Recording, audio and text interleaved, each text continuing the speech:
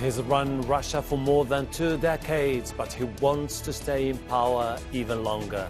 Vladimir Putin signed laws that could keep him in office until 2036. What's behind this hunger for control? Is Putin a president for life? This is Inside Story.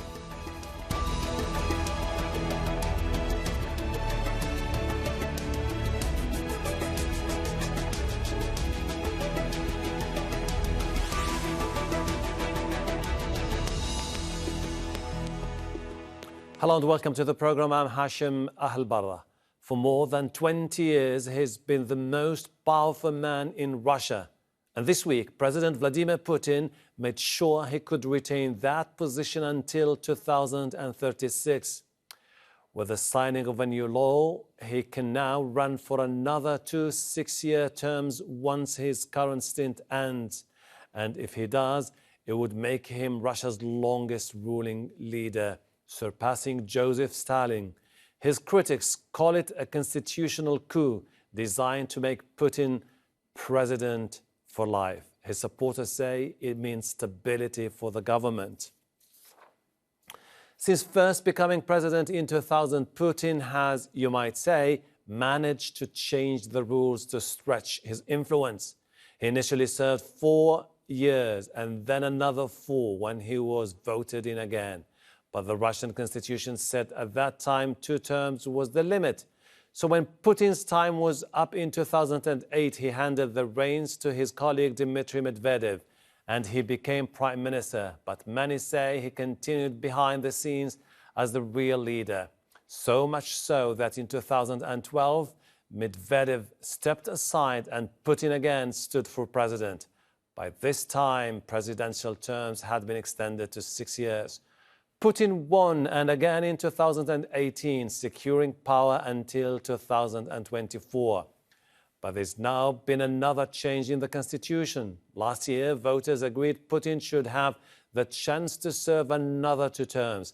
His apparent overwhelming popularity and aggressive stance against critics makes that seem almost guaranteed.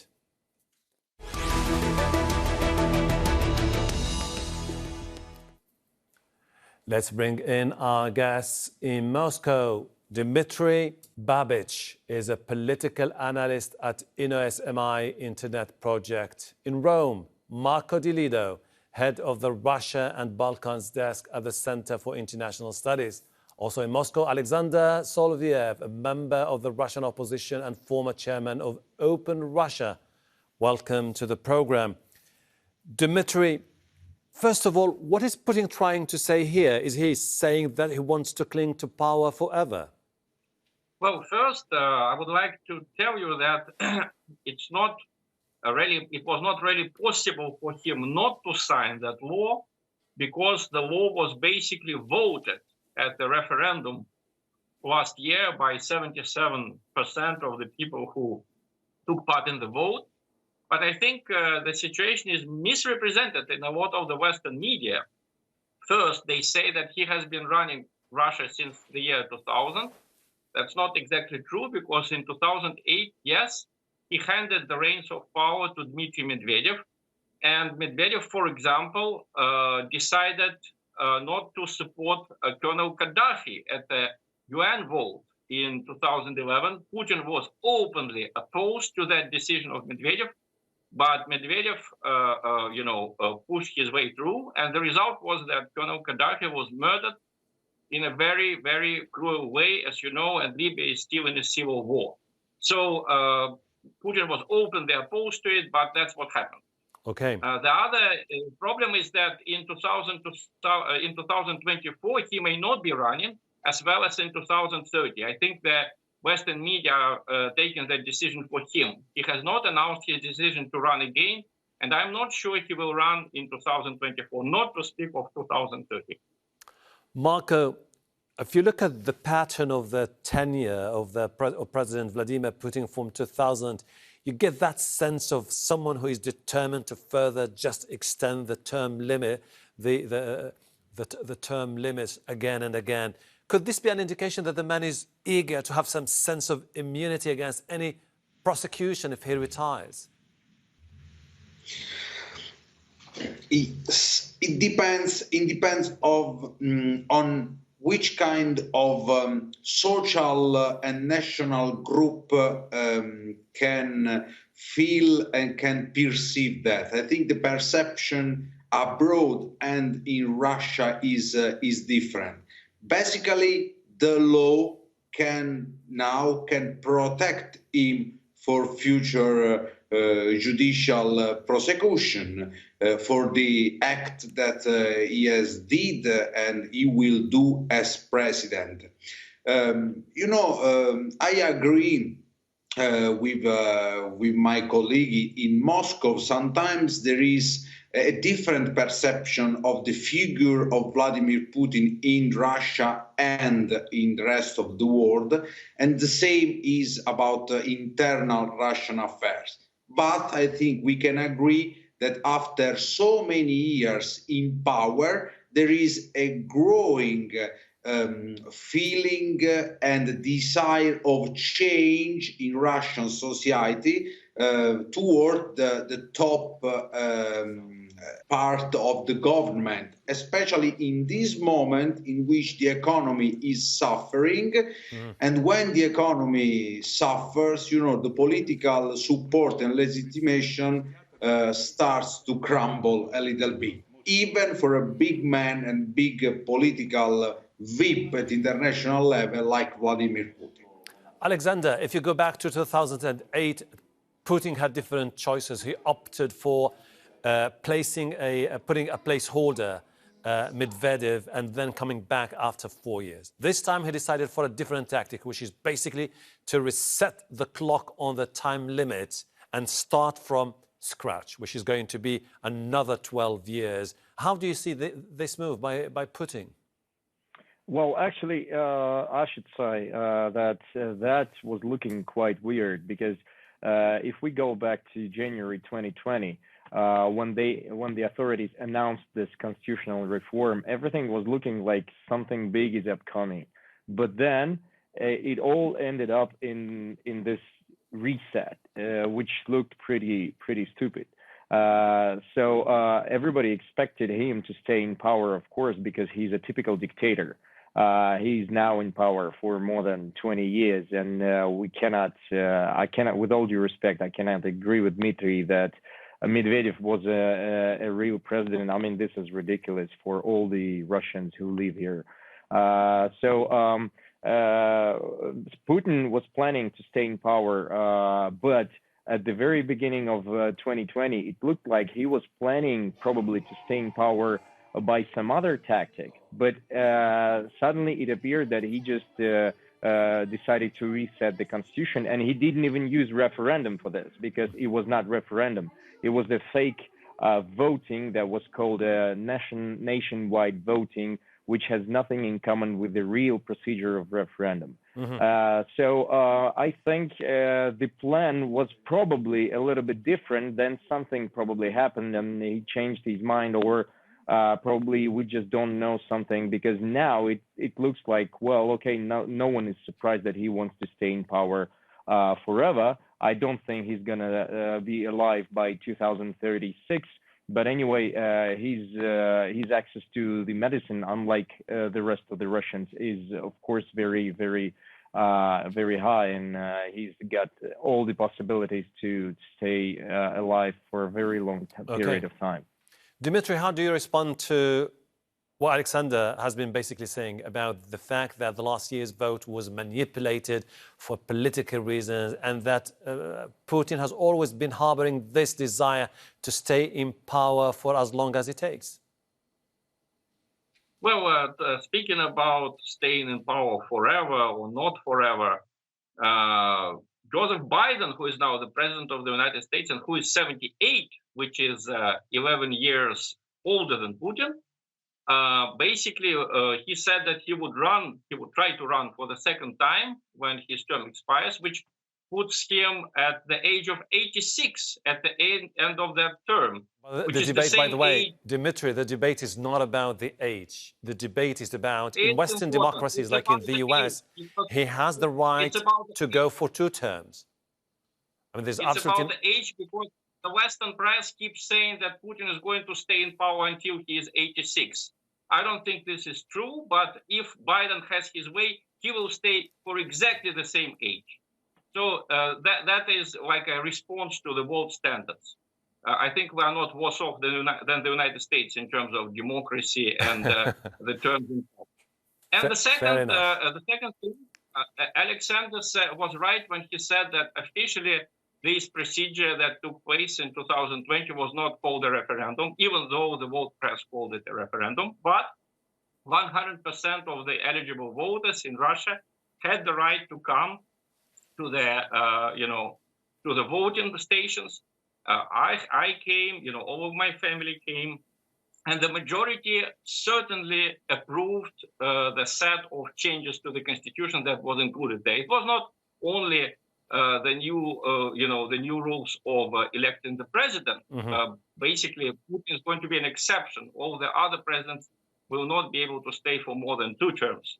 But also there were many other things which people supported, such as defining the family as a union of a man and woman, which makes it possible to have a one-sex marriage, very unpopular in Russia, and other measures which are supposed to protect Russia from Western influences. They were definitely supported by the people, and Putin's candidacy was, I think, part of that package. I challenge Alexander to say that the majority of Russians does not share that view.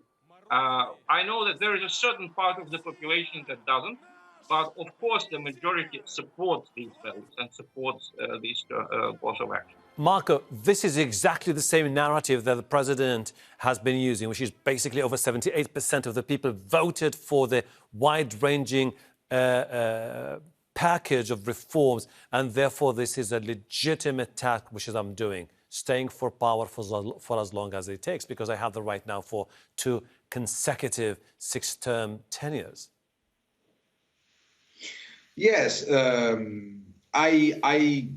I don't want to judge if the referendum was, conducted with full respect of the laws or not. In every country in which there is a referendum, you have this kind of dynamic. One thing is certain, Putin is in the position to be at the top of the Russian political system for another 15 years, maybe if he will run in the future. Sincerely, I'm not sure at 100% that it will be in charge until 2036. And if this will happen, it can be not a good sign for Russian political system, because maybe it will mean that the political system is in a stalemate and all the pyramid of power is not able and won't be able to find a successor, so find a new equilibrium, and in this context maybe Putin is a kind of conservative solution. And I don't know, and I think that if this happens, it will be the repetition of something that Russia in its history knows very well, that is the ancient period of stagnation during the Brezhnev administration. Alexander, on the other hand, it could be an indication that the opposition, fragmented as ever, could not put together a new platform, a candidate that could have a chance to challenge Putin in the past, challenge the right to go for the vote in 2020, and tell people it's about time to reverse that trend. Where is the opposition? Well, basically in jail. The answer is very simple. So everyone who poses a threat, at least more or less, they go to jail immediately. When I was a candidate in 2019 in elections to Moscow City Duma, which is, this is just a regional level, not a federal one. We didn't expect the harsh reaction from the authorities. still, as long as we started to pose a threat to the candidates from the pro-Kremlin party, we all went to jail. I had to spend 28 days in jail. I was released then, but some of the people are still in jail. So I was just a lucky one. And Alexei Navalny is definitely a figure who can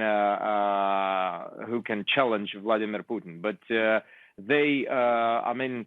everyone, they first of all, they passed all the necessary laws to put anyone whom they don't like into jail. So they have already passed every law to make any voting totally controllable. Even if the frauds are being exposed, they just don't care about them.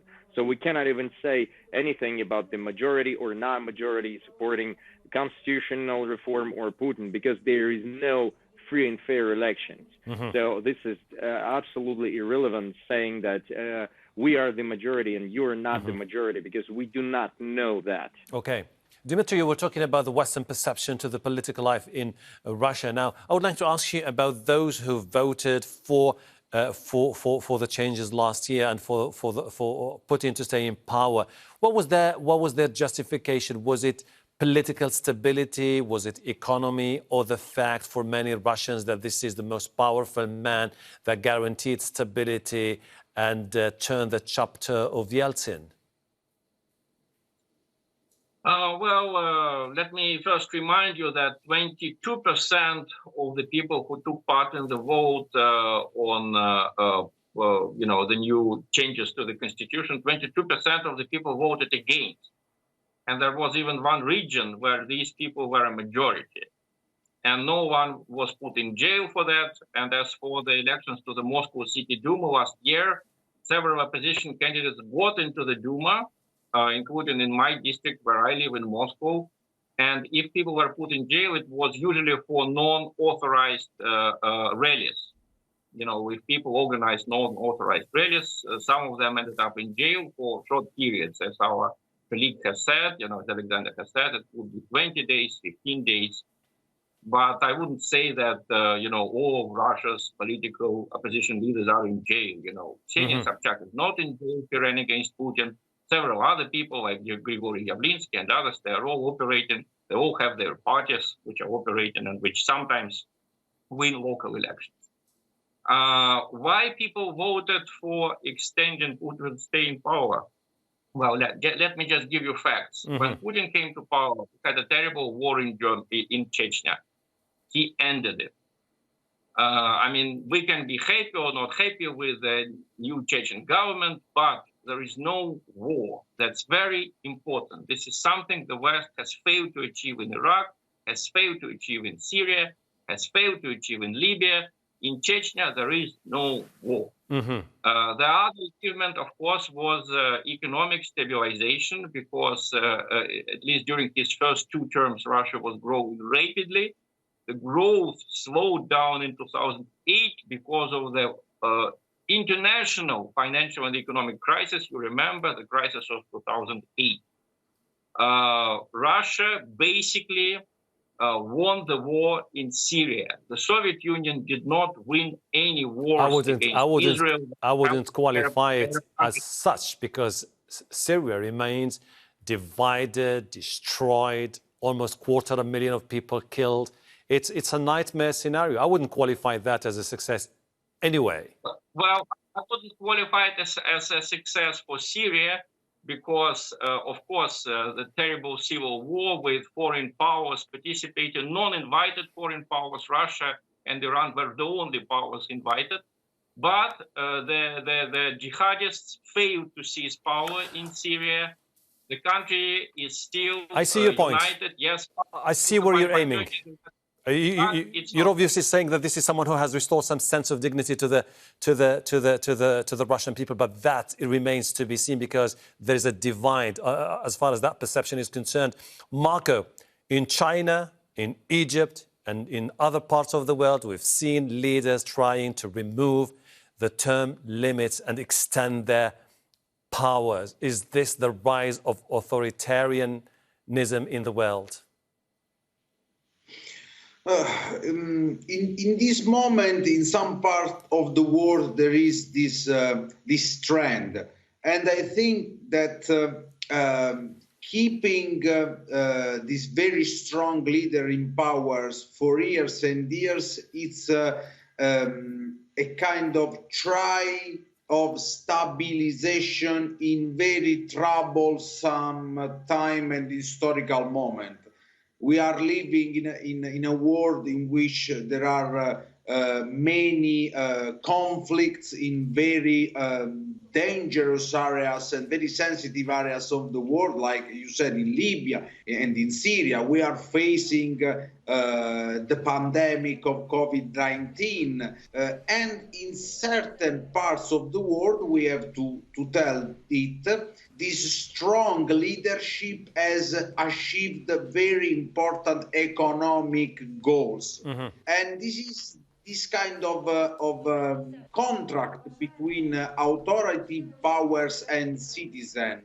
And the contract is economic stabilization and wealth in exchange of strong leadership and rule. I don't know if this will last in the future to come. Okay, Alexander, in 2012, we saw the opposition building momentum, and when it was opposed to the reform that paved the way for Putin to stage a political comeback. You spoke about the crackdown on the opposition. Where does this leave the opposition in the future? Are they likely to reinvent themselves, try to deal with an ever-changing political landscape in Russia? Well, you know, if comparing to 2012, of course, there were a lot more possibilities, legal possibilities for the different candidates to be at least registered, to take part in elections. Nowadays, in most cases, you're not being even registered.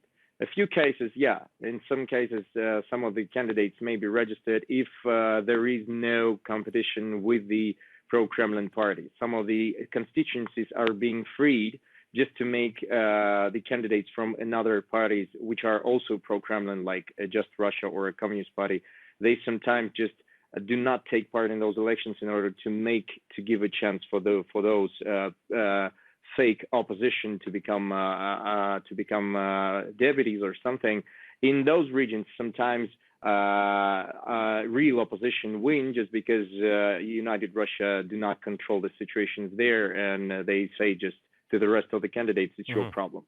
So this is the only possibility left, legal possibility left to take part in elections. Okay. That's why saying that there is still opposition, it's totally incorrect. There is, as long as you try to unite, I mean, you immediately have problems. In Russia, you may have searches just for nothing, just to confiscate everything. Dmitry, in less than 30 seconds, if you don't mind. This is someone, just for the sake of staying in power, changes the basic law of Russia. Whoever comes next would just be tempted to do the same thing. And again, we will end up with a really opaque political system in Russia just because someone fancies staying in power indefinitely. I don't think so. I think when relations with the West improve, and they will improve because the West will come to its senses, there will be more plurality of views and more choices for Russians, and this time is already coming. Okay, let's see what happens.